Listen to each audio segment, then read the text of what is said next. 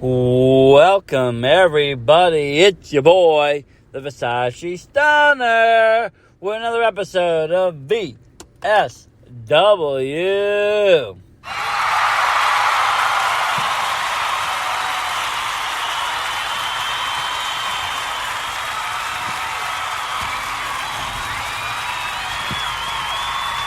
Thank you, everybody. But let me tell you, this is a very special episode. I am handing it over to the one and only Disabwolf. Disabwolf here, as he talks Boston sports. Here you go. Hello, everybody. It is time. The moment we've been waiting for.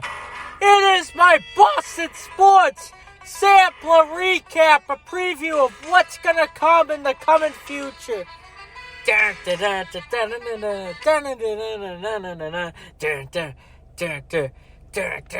All right.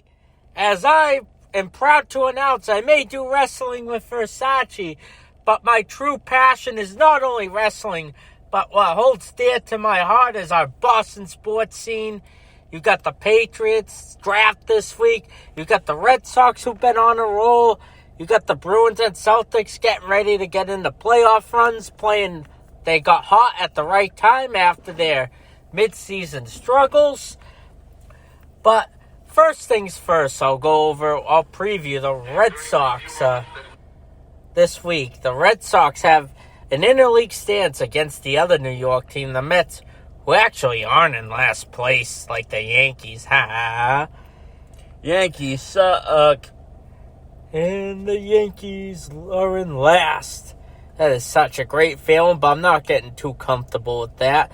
The Mets are actually in first place with a 9-8 record, as the Red Sox have no matchup today, but they're playing tomorrow and Wednesday against them. Then they got a 4-game stand against the place that does 100% capacity at the Texas Rangers.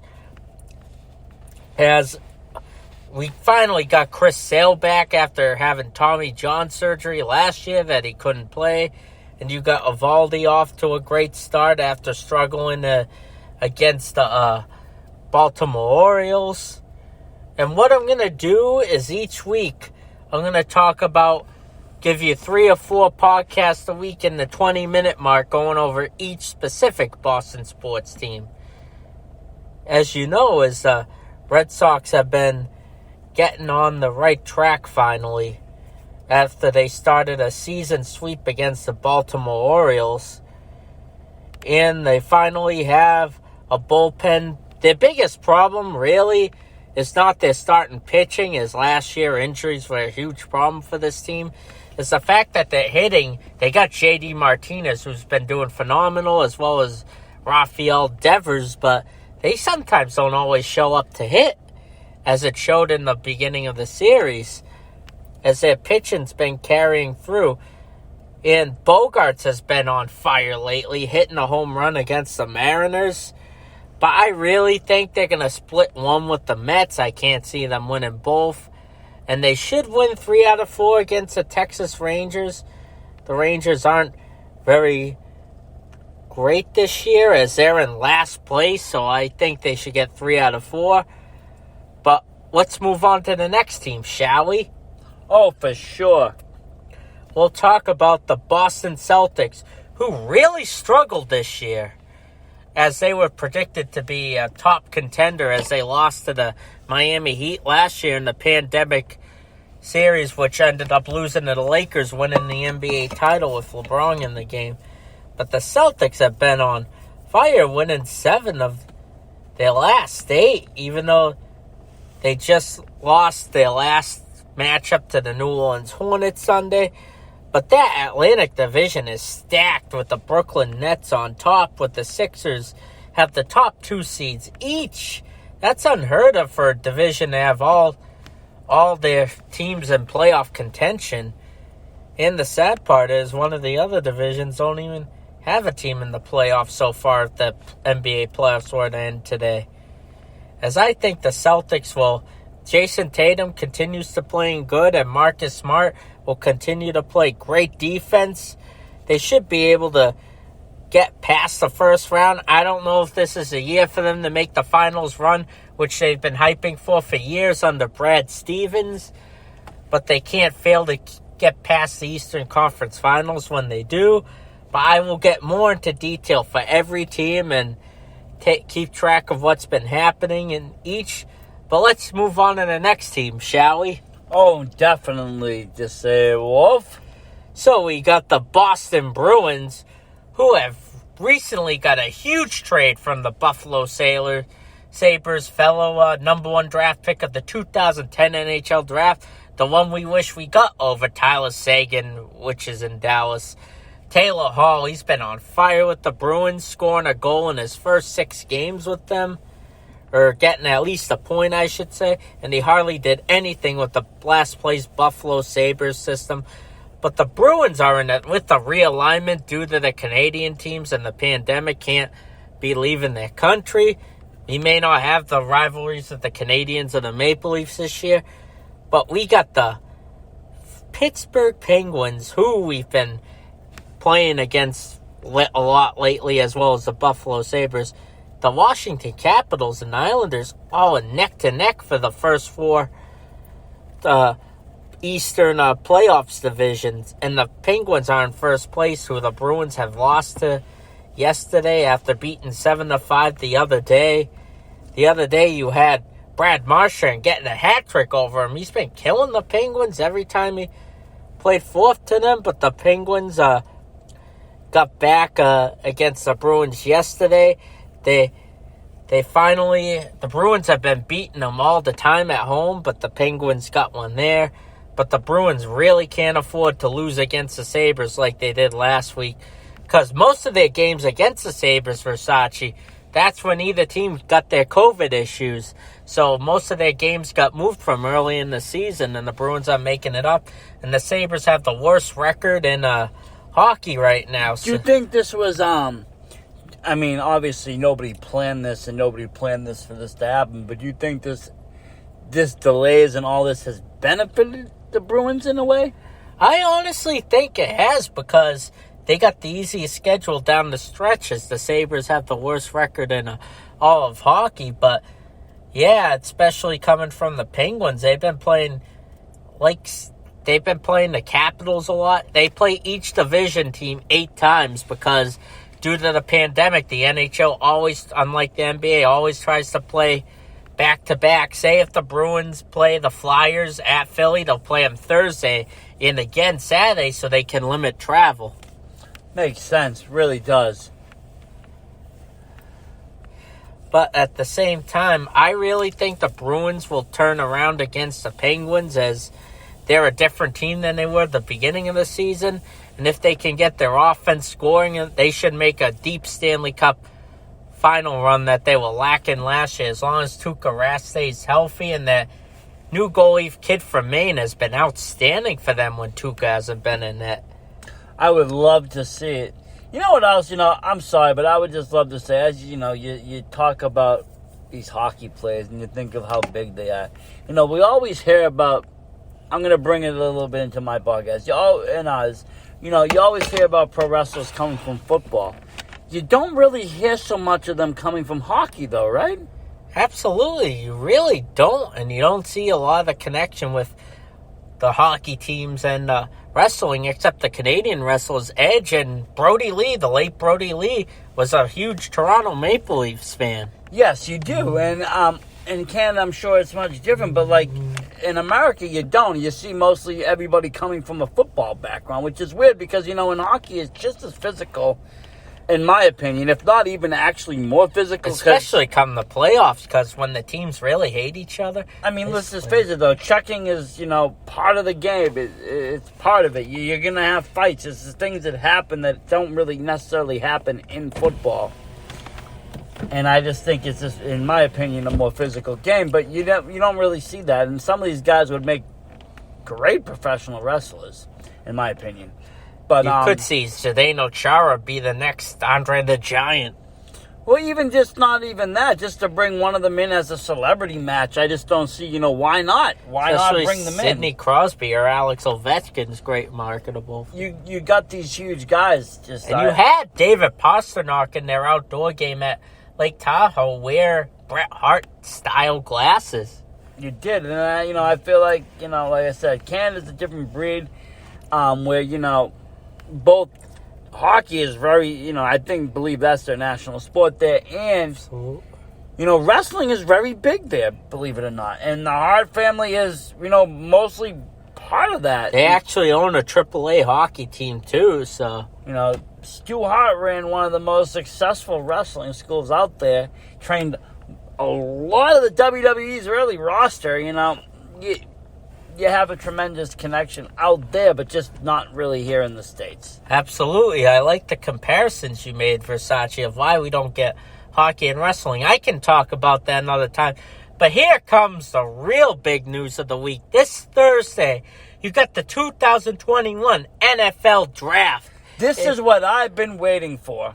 Absolutely. It's the most... As we've been spoiled around here when Tom Brady was on the New England Patriots, you never had to worry about the draft like some of these Cleveland Browns or Detroit Lions had to. I barely remember the days before Brady. Not that I was too young. I remember, the day I was working in Blockbuster Video. It was Super Bowl night. Time to watch the game. My manager at the time, he was like, look, listen, you could take the, we had TVs on the top of the screens, and we had to play movies all night. And he was like, look, you can play the cable, put the football game on, watch it, no problem, enjoy it. I remember this quite clearly. Like I said, history was made that night. I went absolutely berserk. I think I gave, the person in line a heart attack. I screamed at the top of my lungs when I seen, the ending and the Patriots take home that trophy for the first absolutely. time. The Rams. It was just amazing feeling to be at work, and like I said, I screamed so loud, I scared the shit out of me. I was at my dad's friend's house. We were all screaming so loud. It was a great game. No one gave the Patriots a chance. Believe it or not, they were underdog roles at the time. They were. With the greatest show on the turf with the St. Louis Rams. You had that, you had that lackluster match years before with, they could have won when they played against the Cheeseheads that year, and they lost. Well, that was years ago, like against the Packers in the Super Bowl. That's what I'm saying. Desmond Howard killed them on special teams. And I think they were expecting, a lot of fans were expecting the same outcome that year that Brady won. Believe it or not, most of the experts were predicting a Chicago Bears refrigerator-style Monsters of the Midway blowout with the Rams destroying the Patriots, but that didn't happen. No, exactly. And you know what? Since that day forward, I hadn't have to worry about the draft except this year. Oh, I know. The real question is, we had a lot of defensive players coming back, including Dante Hightower. I think Patrick Chun's coming back for Versace. But here's the thing. The real question is, in the quarterback position, is this a year we take a quarterback in the first round or even the second round? I mean, eventually we got to start to train somebody new. Someone new has got to take the reins. It cannot be, a veteran player. Like Cam Newton. It can't be. He's way past his heyday of being a great... Yeah, he's, a great player, but he's not going to go out there and be, a 21, 22-year-old superstar. You're not going to get that out of him. Not anymore, but he was playing well his first few games before he had COVID, which he wasn't the same quarterback at the end of the season. And with the worst offensive football, he made some adjustments already in the tight end and wide receiver. See, that was the reason why I never really had to worry before in the past with the Patriots. Whether we had a bad defense, I knew there was Brady. Whether we had a bad offense, guess what? I knew there was Brady. He always made it work. No matter what, there was always Brady, and he made it work. He could make it work with the most dire situations at the littlest of time. We never had to worry about anything. You could have had a receiver coming out of Whole Foods being from grocery playing receiver with Belichick and Brady. You know, as I'm saying, in Brady we trust. And in today's world now, and for the New England Patriots, I don't know. You know, I support Cam Newton. He's our quarterback. That is great. There's rumored that because of once the Jaguars will obviously get Trevor Lawrence with that number 1 pick, but there was once rumored that this Ohio State quarterback, Justin Fields, was supposed to be a top 2 pick, but his stock has fallen all the way down. But it might be a benefit for the Patriots. We could get him first round. People want a quarterback in the first or second round this year. But you also could get Jimmy Garoppolo coming back from the 49ers, as the 49ers made a huge trade with the Miami Dolphins to get some players, and they got the top 3 draft pick as the Dolphins had it from the Houston Texans. Not sure if they should have ever let him go, to be honest with you. Well, here's the thing. Belichick wanted Garoppolo, and that's what caused Tom Brady to really want to leave. But But Garofalo played so well in Brady's 4-game suspension absence. Well, that's the thing. Somebody had to take Brady's place eventually, whether Brady moves on or retired. Brady should have been trained, and this kid should have been under his wing. You know, similar how Brady was under Bledsoe. Yeah. And, you know, when Bledsoe was out with the injuries and everything happened, Brady was able to stand up, be who he had to be. Oh, I remember that day. And, so you know, well. he won the Super Bowl for us. He won that season for us. He stood up and did what he had to do. He could have put that same fake. Garoppolo could have been the next Brady with the right training. Maybe we still see something. I don't know. You know, the cards aren't stacked the way they once were. You know, we don't really have somebody to mentor him like Brady. Yes, Cam Newton can. He's a great player. He has, he's been around. Like I said, he's not someone to sleep on. But he's not Tom Brady. Not at all. You know, and I think Tom Brady's going to be another fierce competitor this year. They just won the Super Bowl last year.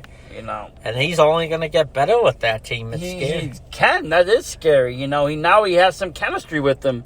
He knows how they operate. You know, this is coming in the first year. Didn't even know anything about him. He comes out winning the Super Bowl. Now he's been with them a year. He gets to know the ropes. He could be a real force to reckon with out there. Yeah, and we got to have a great team because the Buccaneers and Brady and Gronk come home to New England this year. It's part of their schedule. Well, we got to get tickets for that game. Hell yeah, we do. Cover it on the VSW. But my real prediction is why I started to talk about it. I'm going to go with a shocker. I do not think the Patriots will draft a quarterback in the first round if there's no need to. I think they're going to try and get a defensive end, to be honest. And Belichick doesn't tend to listen to experts, and I'm willing to give Newton another chance. They won 7-9 with the worst offense in football last year, and this team's going to get better with their pickups of Jonnu Smith from the Titans and Hunter Henry, an all-star from the Los Angeles Chargers, as they're going to try to recreate that Gronkowski-Hernandez tight end combo that was dominant in the early 2010s. See, I'm going to have to disagree with you here, Disabwolf. I'm going to think they're going to go for the quarterback. They need to get somebody in line that's going to be able to start training, start working, with Cam, start getting to be the next, lead quarterback. He's not going to have many more years to be playing with the Patriots or even playing football in general. He's an older player. And very injury prone, Injury too. can happen, things can happen. I think they're going to get someone to replace and start to train, start to get, take under the ropes of the offensive, team and go from there. I think that will be their priority. While defense is very important, I think, they'll wait a little bit on that. And like I said, try to pick up, somebody prominent they can put in the place of Cam Newton. Maybe even by the second half of this season. So it'll be very interesting to see, though, which way they do go. As long as it's not the 0-16 Detroit Lions from 2008. That's all we can ask for. Exactly. But, there's one thing I am kind of sad about that's not coming back as far as sports, and that has to be the XFL. Oh, I know. Even though The Rock supposedly bought it from Mr. McMahon. But it started off so promising the second time around. With no He Hate Me jerseys. Had none of that. It actually had quality sports. And it didn't feel like it was, some wrestling spinoff. It felt like a legitimate game. It was entertaining. It was something fun to watch. I'm kind of sad that it's gone. I think it could have taken off. It could have been something. I would have went to a game. I would have liked to cover it. I would have liked to do podcasts on it. I would have been a season ticket holder if they came to New England. Again, it's another alternative to football, like we talk about on our other podcast. The more alternatives to major things, the better it is, because it's a place for people to showcase. Not everybody gets to make it to the NFL, but there's plenty of great players that play on the other leagues that are before them. This is a great place to showcase them. It was, and hopefully The Rock can do something with it. If anybody can, he can. He's a big football. He played college football. If you watch The Young Rock, you've seen that Miami story. Hurricane. You saw how it happened and what had happened, and his dedication and how he is. So, he might make something of this, and it might make it into something really big. And that could be something great for everybody, sports fans, wrestling fans, every kind of fan.